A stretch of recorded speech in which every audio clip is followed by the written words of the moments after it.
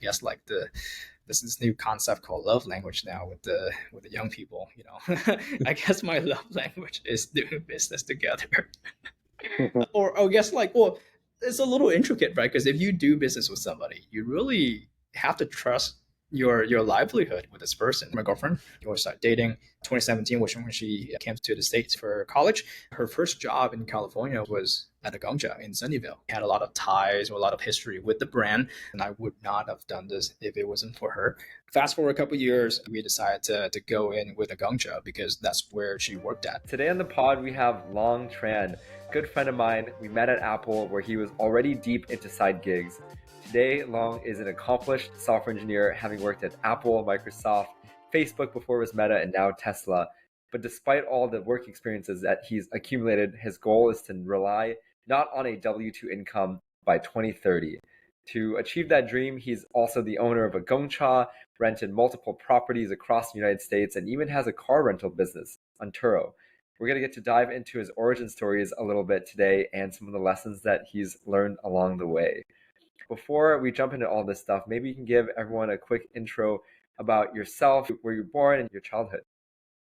Thanks, Abe. I was born in Vietnam, Ho Chi Minh City, deep in the South. I moved to the States when I was starting high school. I moved to LA, Torrance area, if you know where that is. And then I went to college in San Diego. And then I moved up to the Bay for work in 2016. It's also cool for me to see different sides of the same coin, really. The quote unquote American dreams, right?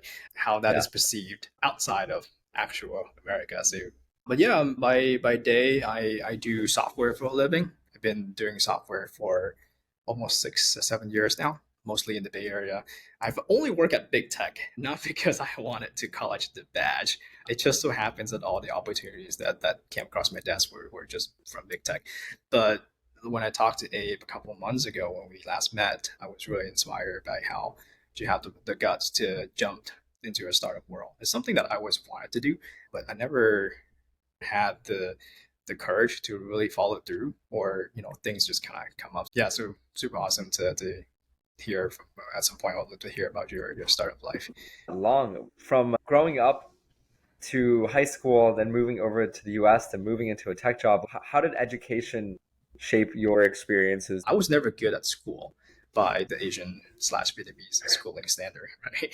To go from 5th grade to 6th grade, you have to do this kind of like entrance exam where the top student would get their pick at like the best public school, and then like the less qualified kids like myself would have to go to private school. But I would say a huge emphasis was on memorizations and reciting facts, reciting things that you learn from textbooks.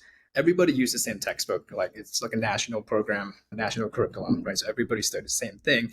I always knew it wasn't for me for some reason, but like I didn't have a choice. I didn't have a way out. The first wake up call was when I miserably failed the entrance exams to get into sixth to grade, high school. Right? To 6th grade. Wow. So that was when that was like self-esteem all-time low at the time, right? My dad and my mom would have to pay my way through a private school, and because of that, the stigma at the time, maybe it still is, right? You're not as smart, right? So you go to private school, and then all of a sudden, at some point, I don't know why, but my parents was like, "Hey, let's just pack up, let's move to the States." In 2008, about just before the collapse, right, the financial crisis. So, I mean, at the time, I was pretty fed up with school already. I wasn't doing well. I had friends, but they were just more acquaintances other than the actual friends. Yeah, I wasn't really married to, I guess, like the culture. So I was really open to go.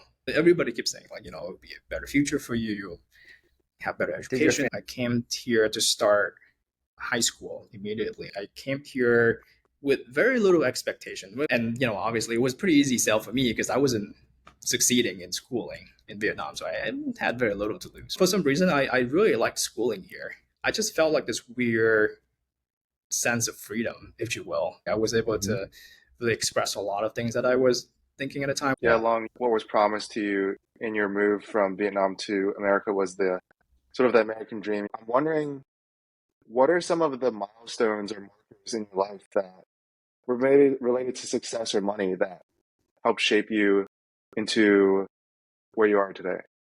This is a good question. I keep telling people that, hey, I would like to retire by the time I turn 35, right? And then The second most popular follow-up question to that would be, what are you going to do then?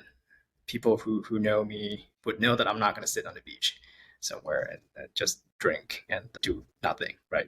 I probably would still work on something, right? I don't know what it is yet. That's why like it's easier just to say, by the time I turn 35, I should not have to rely on a W-2 income anymore. I'm a pretty risk averse person, to be honest, right? So having some sort of stability would allow me to do crazier things. I would really like to go to real estate full time, right? I would like to be a syndicator of some sort, like pulling like a capital allocator, if you will, right? Pull monies together for people who don't necessarily have the time or the expertise, and then just kind of go create values out of quote unquote nothing, right? The way I think about money, the way I think about investing, the way I think about all my side hustles is just how do I create values out of either nothing or subpar current conditions. I guess I'm probably going to play toward my strength, which is strategizing, being super patient, do only a few moves, but make every one of them count. Yeah. When would you say that sort of mindset towards creating value, trying to obtain financial freedom, when do you think that started? Great question. I think I would credit my mom for this. Growing up, I never had to worry about, what to eat the next day, what kind of clothes, where to go for vacation and whatnot. But at the same time, this is pretty contradicting. My mom did an amazing job at convincing me otherwise.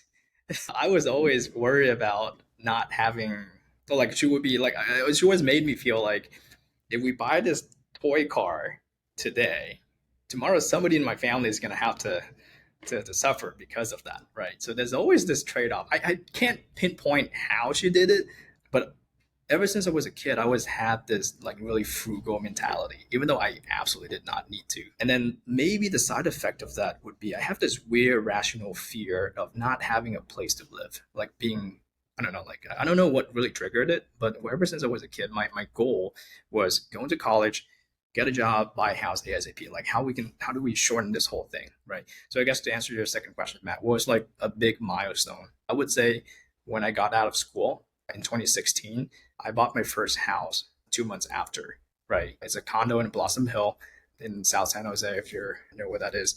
It's a tiny condo, 3 bed, 2 baths.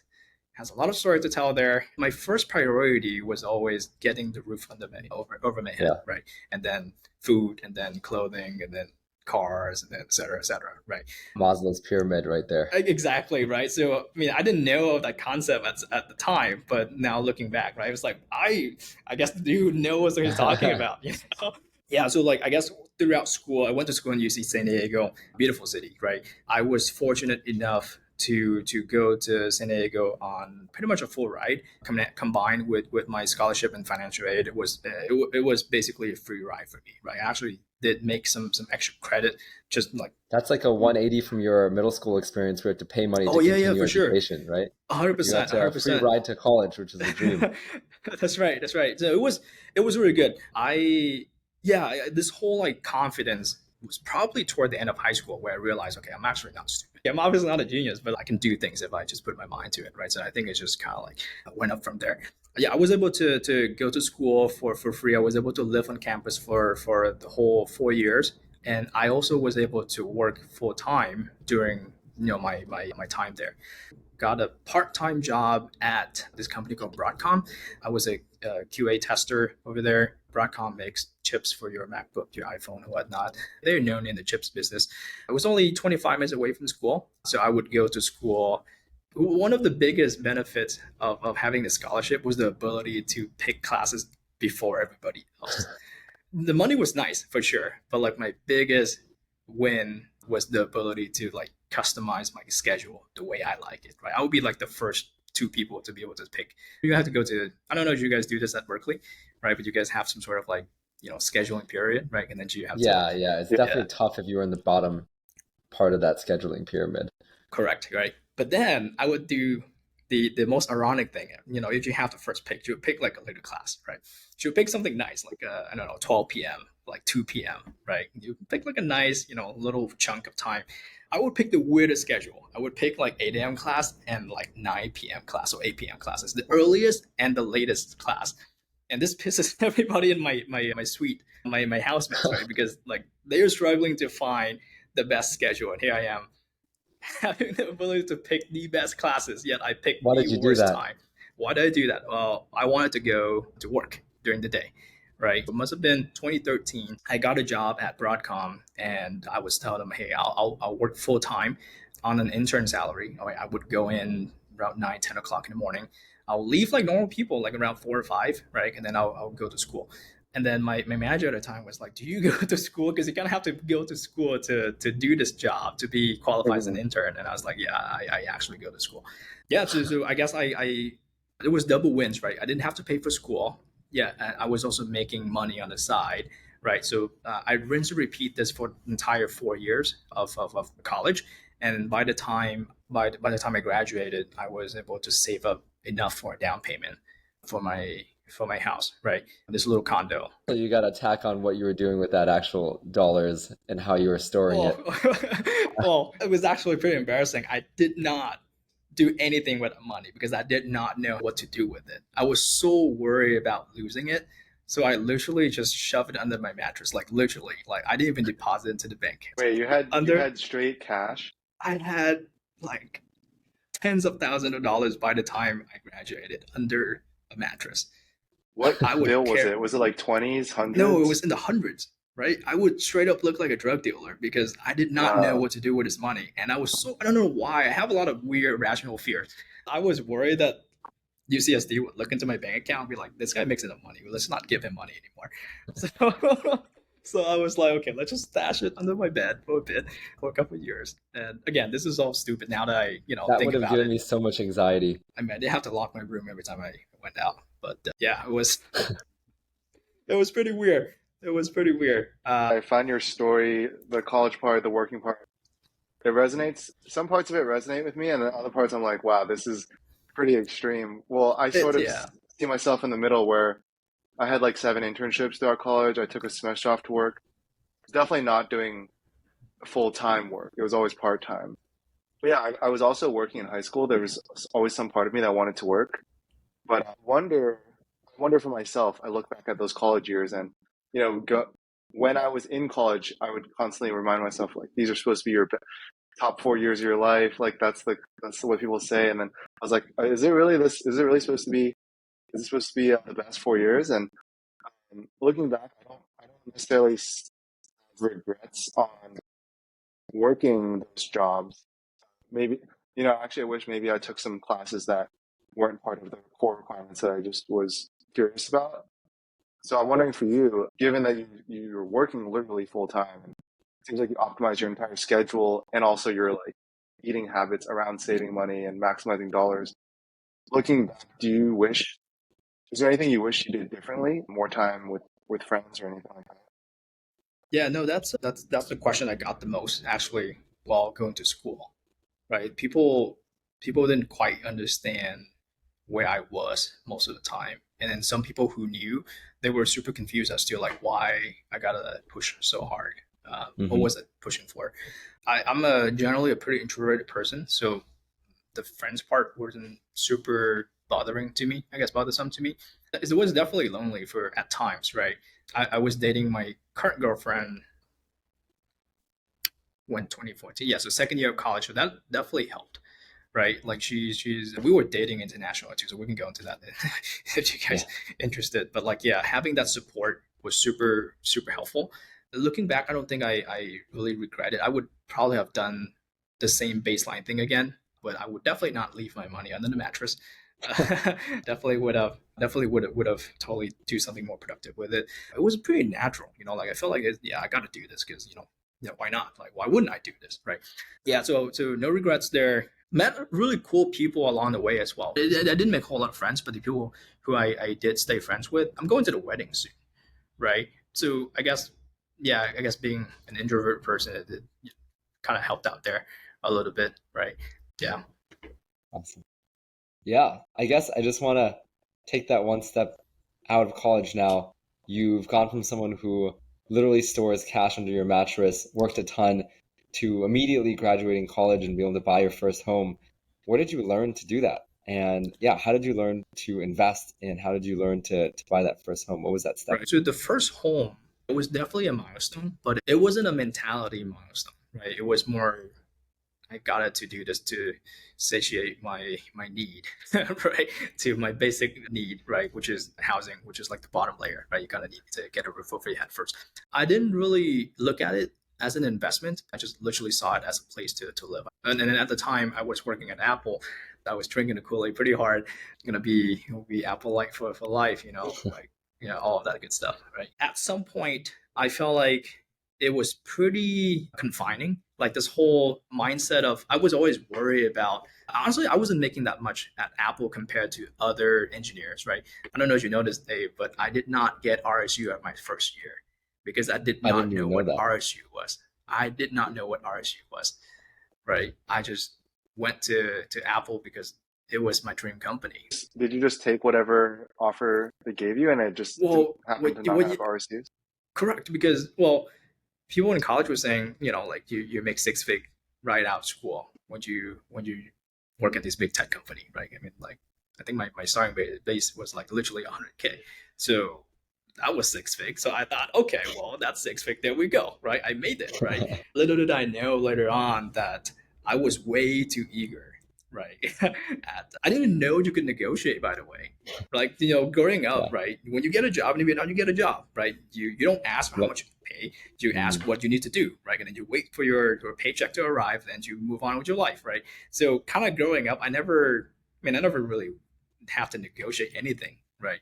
I would kind of like take what was given to me, right? So it was really eye opening when I learned about this whole RSU concept and how I missed out on the whole thing. So it's kind of sad. It's kind of sad thinking about it, but it was a good life lesson. Yeah. So after realizing I could have made a lot more money, I always had this fear of like, okay, what if I'm not going to be able to make enough money to cover my mortgage, my monthly payment, right? What if I need to go on a trip or if I want to spend time with my girlfriend? How do I afford this without breaking or without missing the monthly payment, right?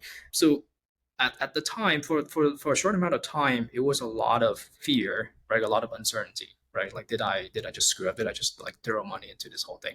I did rent out my place, the first house that I bought with two randoms, and it did help cover the mortgage.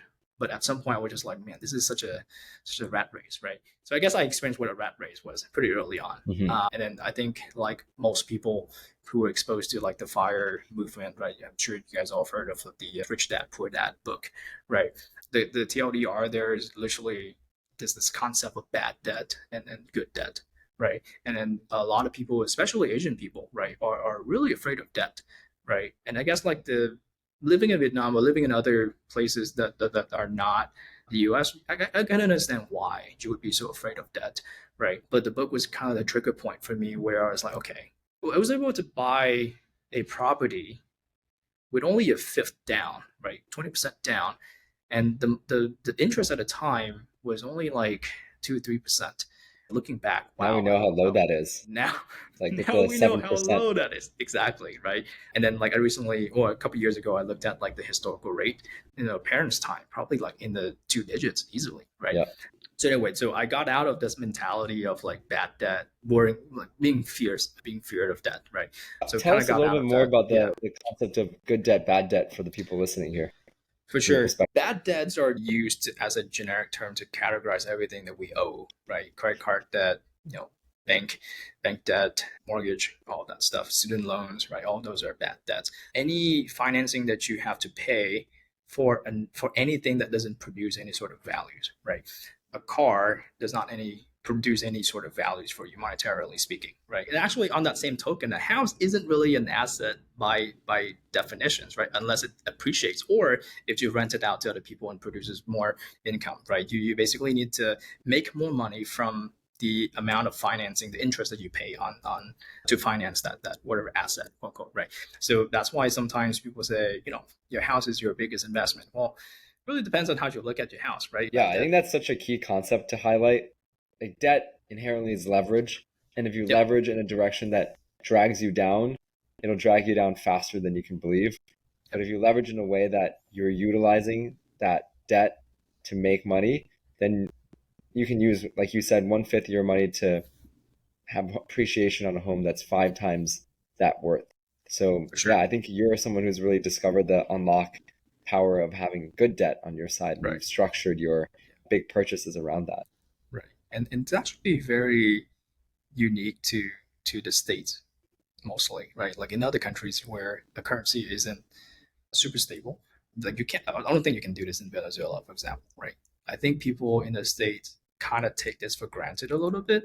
I don't think you can buy an asset with only 10, 15, 20% down, right? And having that leverage, that's very underrated. Yeah. Could you tell us about then? So you bought that first home, you started living in it, but I know you also got into a bunch of other homes that you started buying.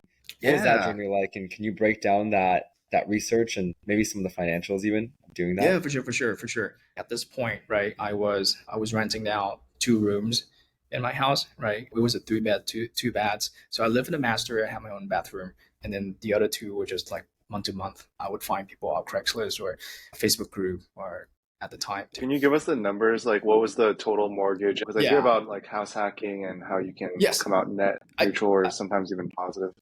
I guess what I was doing was house hacking. My monthly payment was probably around 2K some change, right? I would rent 2 rooms. One would go for 950 and the other one for 1100. So I pulled in about 2K a month. So Mhm. effectively my monthly cost was a couple $100 here and there. Live in the Bay Yeah. Area at less than $1,000 a month. Even a couple years ago was still pretty good, right? At the time I was like, okay, if I could do this for 2 rooms in my house, why can't I do this for a lot more rooms? And that's why I started doing some research. That's when another friend of mine at Apple, this guy named Matt's from Ohio. Matt is a couple years older than me. He had then moved from Ohio from like a 60K, 70K job to Apple. So he's finally joined the big league, right? And then he sat behind me the Enzo at the time. Yeah. So he was just nice guy, right? He's from Ohio. He was really into coffee, so we went out for coffee one weekend and just kind of talked about interest. And then he was actually the first person who brought me into exposed me to this FIRE idea, right? Financial independence, retire early, right? And this guy follows FIRE principle to the T, right? Like he's a couple years older than me. He super low maintenance. He doesn't spend on a lot of things. We were talking about when to retire. How could we retire? The math we did that one evening at some random coffee shop in San Jose downtown was if you put enough money into an index fund, like just doesn't have to be like fancy, just like SPY, like SP 500. If you put a million, and like 400K, well, let's say 1.5, right? And you live off let's say assuming 7% interest rate or like a return on average, right? He he deduced that he could live off about 4% and then reinvest the other 3%, right? So how'd you get to 1.4? That was like the big questions, right? So that's when we were working backward on how to get ourselves to 1.4 in the market, right? So I told him about the whole house hacking thing, right? And then we kind of mulled on it, and then we talked about how to actually replicate this process in a state that actually will yield some cash flow. So then next thing we knew, Matt's family is actually in real estate. His mom is actually a real estate agent. His sister works at the tax office or whatever in Ohio. So I was like, wait, hold on. This whole time we were talking, and your whole family's in real estate. And like, what? Like, you only bring it up now? What the heck? So 2019 Thanksgiving, we flew over to Ohio to meet with his mom and his mom's best friend, who's also our agent. The general idea is we'll buy a bunch of properties, right? And then we'll not eat from the profit. We'll buy a bunch of, say, 10 properties, right? And then use all the proceeds, all the profits from all 10 of them to pay off maybe say the first one, right? So once you've done that, at some point you cut down to your 30-year loan, which is a pretty standard loan in the States, right? You cut down from 30-year down to 7, 8 years, right? And then after that, there's a snowball effect start happening, right? You accumulate enough cash, you accumulate enough cash flow, your subsequent houses are paid off significantly faster than the previous one, right? So I think according to our simulations, if we were to get 10 houses, 2 per every year, right, starting from 2019 to say 2024 next year, right, we just buy 2 houses every year. By the time we get to 10, we should be able to, I guess, pay off the whole portfolio by the time we turn 40 or something like that, right? So all in all, way less than 30 years, right? And we didn't really have to do anything other than putting down the down payment, right? The cash flow every month will come in and it will be more than enough or just enough to cover, I guess, like all the expenses and whatnot, right? So we did the math and it's like, okay, this seems pretty feasible, right? So we then went ahead and execute on this since 2019. So we are currently in our property number 9. I think we just closed on number 9. Congrats. Yeah, thanks. We got hit by the interest rate a little bit hard this year, so otherwise we would have been able to get all 10 like planned. But we're a little behind schedule for sure. How did you set your, because you just mentioned retirement, I was thinking about how your goal is to retire by 35. Is that just like sort of a line in the sand, or is there some symbolism in that number? Yeah, it's just like I just work backward. I figure out how much money I would need. It was like the gross amount of money that I would need every month, take it off some tax, give the IRS some of that. Well, actually, a lot of that, and then like multiply that by the average rate of return from my whole portfolio, right? And that's how I arrived at whatever that number was. Yeah, I feel like a lot of the sort of personal finance community is all about maximizing net worth, and then Yeah. I've had to think about the other way of like how do you minimize spend, Yeah. not through like necessarily like minimalism or just slashing, like giving away all my stuff, but more so like really asking the tough questions of what do I actually value. I'm curious, what is your number, your monthly burn that you have sort of projected out? I probably need about 14 grand a month for living expense. That would definitely cover for my family, right? I don't spend on a whole lot of things. I wear a black t-shirt every day. I have like 5 of these guys. But I guess I'm pretty neurotic in the sense that I always think about things like what happens if my family can't provide for themselves. So what if all my brothers, so I don't know, God forbid, something happens to them, right? And then tomorrow they can't work anymore. Who's going to foot the bill, right?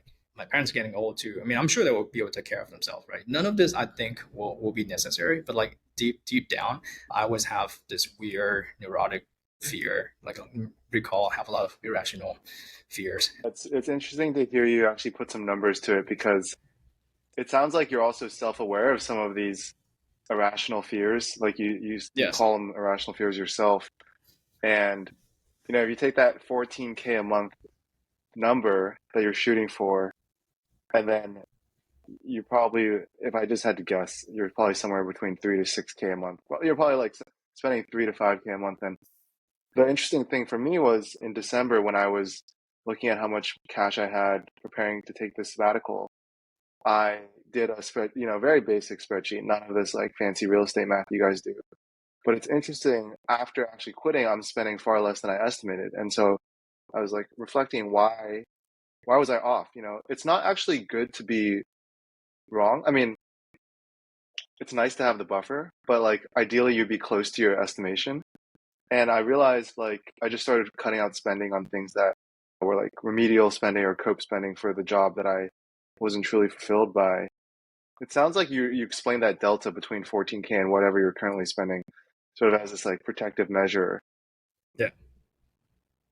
Yes. Is that delta something you're going to work towards closing the gap on, or are you more focused on hitting that 14K a month number, which you already sort of recognize on your own is probably need? I'll just set the bar a little higher than necessary, and then like if I miss it, hopefully I'll still end up at a much higher. That's usually how I operate, right? I just set moonshot goals, and then if I hit it, I hit it. If I don't, probably still end up hitting at a higher bar than I probably would have otherwise. Yeah, no, totally agreed on what you said, Matt, about minimizing your spend.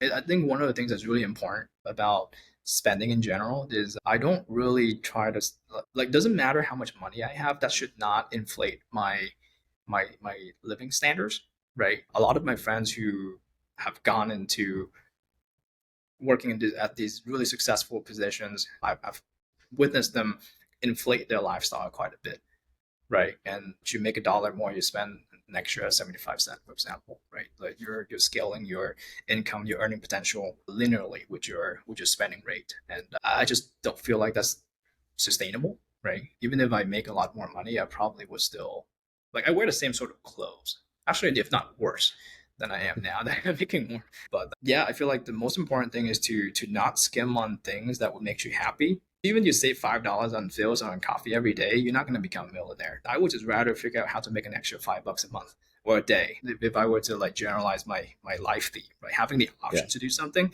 is super important to me, right? Sure, I have an option to drive Ferrari, but I choose not to do it so that I can prioritize other things, right? On that note, Long, of driving the Ferrari, I think I'd be missed to not ask you about this, but you're clearly a person that really likes to go pursue things that make you happy. You're also one that likes to make investment decisions. So I think you found the perfect mix of that when you set up your Turo car business. You know, you've got a Model Y, a Model 3, a Porsche now. Can you tell me a bit about if that brought you some joy to be able to own these, and also maybe just some of the economics of it, and if there was any painful moments of having a car rental business? Yeah. Let's start with the pain. I'm going through one right now. Model 3 got totaled the other month. Some renter just did a little fender bender, and the insurance company deemed it too expensive to repair. I would have to call them on the way into work. I don't want to start my day arguing with them. So yeah, there's been a lot of that. You know, sometimes I get smokers in the car, right? Yeah, that's a kind of destroy a car. It's just really, I have this emotional attachment to these cars. I feel like it's somebody hurt my kids. Those are the pain points, the low lights. But highlights are also great. The whole thing started because I had another Apple coworker of mine. All my business partners are from Apple for some reason. They was driving in a Lotus Elise at the time. And I remember getting into the car and I was like, man, like I don't know anything about cars, but I just know I really like them. So like, can you teach me how to like change oil? Or can you teach me how to like do all these car things, right? At the time, I was trying to impress my girlfriend, because like, guys should know car things. But then I realized I actually really enjoyed them. Around 2019, around like Tesla was actually getting pretty popular at the time, and my friend Mike and I, we bought our first Model 3. We started putting on this platform called Get Around and Turo. The economics of things were exactly like my Ohio houses, right? The game plan is identical, except once you when you don't rent doors, you rent cars, right? The same exact principle apply, right? We don't eat from the profit. Hopefully, we're making enough money to cover the monthly payment, and then some. Use that money to pay off the first car, rinse and repeat. What's working against us with the car business is, unlike real estate, we don't have appreciation, right? Cars depreciate a lot faster. Thankfully, the Teslas are not as bad, but the same principle apply, right? We should be done with the first car, paying off the first car, Model 3, probably the end of this year, right? Well, had it not been total, we would have been done by now. I was talking to Mike. We were daydreaming about how to get to a level we can drive like really nice car, look like a douche, and then just kind of like enjoyed it, right? Yeah, and then we couldn't figure out a more financial responsible way of doing that, right? So we moved from a Model 3. We then bought a Boxster, a Porsche Boxster, and then we sold the Boxster because it was way too expensive to maintain. And we move on to a Model Y. So we are recently a fleet of 3 cars. We've gone to explore you growing up, figuring out that you could do the school thing, from stashing money under a bed and not knowing how to invest it, to then purchasing 9 homes and also 3 to 4 cars. It's all really seemed like it's come to a head now with your latest purchase, which is seemingly one of the most complex ones so far. You just started a Gong Cha shop in Hayward over in the East Bay in California. Can you tell me a little bit about that decision? Originally, it was mostly for my girlfriend. She obviously had a huge stake in this, and I would not have done this if it wasn't for her. She's obviously a sharp businesswoman, and she's a great operator. Backstory here is we were dating since I was the second year in college. Yeah, coming up on shit, 9 years. Yeah. Wow. Yeah. So she was in Vietnam. We actually grew up in the same neighborhood. We started dating 2014. We knew of each other before. Our family knew of each other as well. But yeah, didn't start dating until 2014. International dating since 2014. I came back to Vietnam in summer to kind of like hang out. So high school, right? We met way back when, one summer when I came back, and then we started dating. 2017 was when she came to the States for college. Yeah, so her first job in California was at a Gong Cha in Sunnyvale, very close to where we used to work at the Apple campus. She learned English on the job. She learned that, unlike me, she was very extroverted and really good with people, right? Like where I make up for my IQ, she would make up for her EQ, right? She's a super sharp person. Fast forward a couple of years, last year in 2022, right after COVID was winding down, it was me, her, and then another partner of mine. This guy used to work with me at Apple and then Facebook. We became coworkers again and again. And then now we're in this venture together. So we decided to go in with a Gong Cha because that's where she worked at, right? So it was super easy for her to get into the room with the franchisors, right? And then they loved her story. They loved how she was obviously a shift supervisor at Sunnyvale. And now, we're actually going to be really good operators, right? When I met her years ago, I just knew that I would like to do business with this person. I guess like this new concept called love language now with the young people. I guess my love language is doing business together. Or I guess well, it's a little intricate, right? Because if you do business with somebody, you really have to trust your livelihood with this person. And I don't think there's anything else that say I trust you more than going to business together. We had a lot of ties, a lot of history with the brand. We both liked the brand. She worked at another locations, right? And then the franchisor is also located in the Bay Area. I have a really specific question on Gong Cha. Yeah. If you look at a menu, right, there's all these different teas. We had fruit, there's different toppings like boba and grass jelly and stuff. What is the configuration of a drink that would yield the highest margin? Most of the drinks usually make the same amount of money. The biggest, I guess, contributor to profit or bottom line would be how you control your other costs, right? Your labor and your real estate costs are the two biggest factors, right?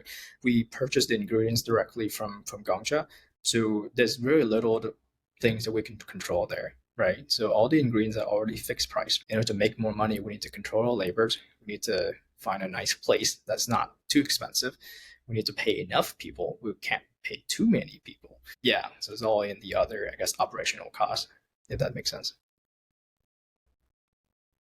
Cool. Well, Long, in closing here, you've had a bunch of interesting experiences now since moving to the States and starting your businesses and working. Do you have any advice for someone who is just getting started, let's say a new grad out of college, on how they should think about personal finance and investing and what kind of steps they should be taking? The number one thing to do is to find something that you're really good at, optimize for that, or at least spend most of your time producing, right? Increasing your income, minimizing your expenses. At some point, there will be a tipping point where you make enough money, you make enough good decisions, and then you can afford to do what you actually enjoy. The conventional wisdom is, follow your dreams, do what you're passionate about, et cetera, right? I think that only works for people who the fortunate few who happen to make good money from the things that they actually also enjoy, right? If you're in a situation where you're really good at doing something you don't love, I feel like temporarily in your 20s, that's the time to really hustle. If you enjoyed that episode, please like and subscribe. We're just getting started to tell the stories of these amazing creators, athletes, and entrepreneurs. Drop a comment below on what was your favorite part of this episode, and stay tuned because we're going to be releasing new episodes every 2 weeks for On the Rise. See you next time.